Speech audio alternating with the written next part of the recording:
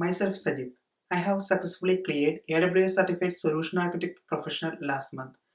Today I would like to share my exam preparation steps and the real certification exam experience. Even though this is one of the difficult certification, with a proper practice anyone can achieve this. In this video I am covering the step-by-step details for the preparation with explanations. It's all about preparation. Practice, practice, practice. The major challenge during the preparation is identification of the relevant information for the exam. AWS is currently providing more than 200 services and it's growing day by day.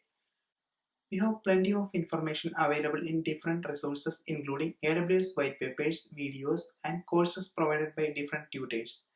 The exam cover more than 50 AWS services and some of the scenario based questions are touching multiple AWS services. When we take a single service, there are a lot of information available for that service alone. And if we read all this information, we won't be reaching anywhere near to the certifications. A little bit of my background. I have 13 plus years of total experience mainly in development and designing of Java based applications. And I have 4 plus of years in AWS. My real time AWS experience is mainly design and development of applications using Elastic Beanstalk, RDS, S3, ELB, Route 53, API Gateway, Lambda, SQS, SNS, and CloudFront. Since the exam covered lot of other topic, I went across couple of courses in Udemy. I passed the associate level exam early this year. After that, spent at least an hour every day, around 3 months for this preparation. The major difference between associate and professional level exam is associate level contains 60 questions and 130 minutes of duration. However, the professional exam includes 75 questions and 180 minutes of time. I have completed both associate and professional level exam in a time span of 3 months. Even though the topics are almost same, the professional exam is more focused on enterprise systems such as Direct Connect, Site-to-Site VPN, Storage Gateway, Federation Access, and the questions and answers are more lengthy in professional level exams, and it's more focused. Going through some of the general details of this exam, the format is multiple choice and multiple answers. So some of the questions we need to select multiple answers. Right now AWS is allowing us to take the exam using Pearson VUE. Currently we can take the exam from home while being monitored by a projector. This was my first experience with the Pearson VUE. Overall the exam experience was very good and no issues encountered during the exam. The check-in process was very smooth and no network or software related issues encountered during the entire exam. During the exam you don't have access to any electronic devices other than the computer you are using, so you cannot access pen or pencil in that entire duration of the exam. The Pearson VUE provides a whiteboard kind of application which is similar to MS Paint. We can draw or write notes in that application. If you are planning to take the exam using Pearson VUE, then better to practice similar way. You don't have access to pen or pencil during that exam periods. The exam is actually 180 minutes of duration and it's cost you $300. Most of the questions are scenario based and span across multiple services. A lot of questions contains with two or more part inside. There will be multiple selections also. So some of the questions are long and span across multiple pages. The strategy which I followed is to leave the long questions and came back for review. The time management is very important. If you are a non-native English speaker, you can request additional 30 minutes of time using AWS exam accommodation. That additional 30 minutes of time is really helpful. I plan to spend 2 minutes for each question, so 75 into 2 150 minutes. Also plan to skip the questions that is taking more than 2 minutes for review. Came back and reviewed the skipped questions after finishing the first round. Some of the questions are focused on certain keywords, so identification of that keyword is really helpful. For example, Kinesis. If we see clickstream, mostly the answer will be Kinesis. The exam readiness from AWS e-learning is a good starting point for this preparation. This will give a good overview of what is covering inside the exam. So basically there are 5 modules. One is for design for organizational complexity. Second one is design for new solutions. Third one is migration planning. Fourth one is cost control. Fifth one is continuous improvement of existing solutions. What exactly all these points are referring to? What all AWS services we need to study? So this course, this 4-hour course is covering that details. What services are really mapping to organizational complexity? What services are really mapping to migration planning?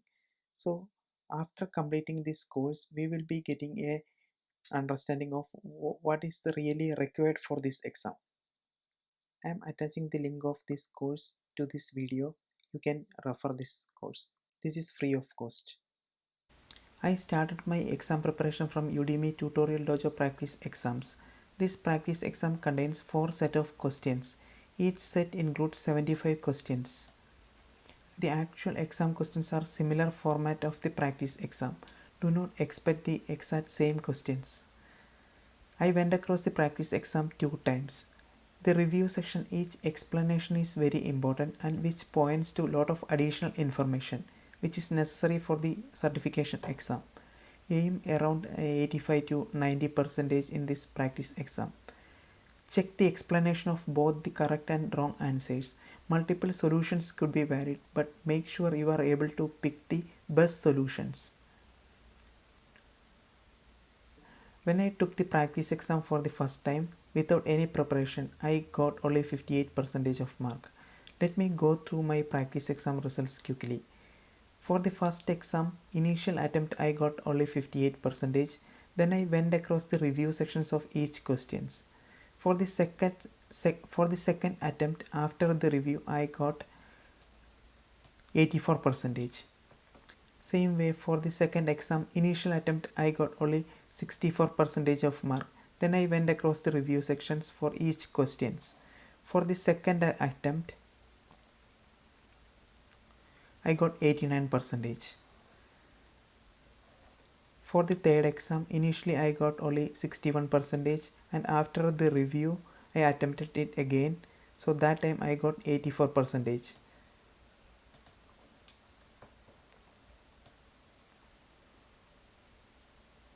For the fourth one, initial attempt I got 77% and the final attempt got 88%. During my second stage of preparation, I used Ultimate AWS Certified Solution Architect Professional by Stephen Mark. This is a great crash course which is covering whatever is needed for this exam. This course is a 13-hour video which contains whatever is really needed for this exam. This is a great course. So I prepared some notes based on my preparation. This will be helpful on the day of exam just for review. For example, in case if we need to access S3 from a mobile app, most of the cases we need to use a IAM role. Another example is how we can handle a rapid increase of traffic in a cost-effective way. Most of the times we need to use a SQS queue in front of our Beanstalk or EC2. Another example is handling the HTTPS between viewer and CloudFront. Most of the cases we need to use a certificate issued by a trusted authority such as Comado, DigiCert, Semantic or other third-party providers. Another solution could be use a certificate provided by AWS Certificate Manager ACM. Same way handling the HTTPS between CloudFront and a custom origin. If your origin is not an elastic load balancer, the certificate must be issued by a trusted CA such as Comado, DigiCert, Semantic or other third-party providers. If your origin is an elastic load balancer, then you can use the certificate provided by AWS Certificate Manager. Another example is grant access to user-specific folders in an S3 bucket. For example, if a user is logged into the S3 bucket, he can only able to access his own folder. In that case, we need to use IAM policies. Another example which I already mentioned, the real-time data collections such as video, audio, application logs, clickstream, So we can directly assume the answer will be something like kinesis. If you are preparing some notes similar way, you can able to refer that on the day of exam, just for a review. On the day of exam we don't get much time to review whatever is studied for this exam. In that scenario, these kind of notes will be really helpful. Thanks for bearing with me. This is my first video in YouTube. Please let me know if you have any suggestions through comments, and all the best for your exams. Happy learning. Bye.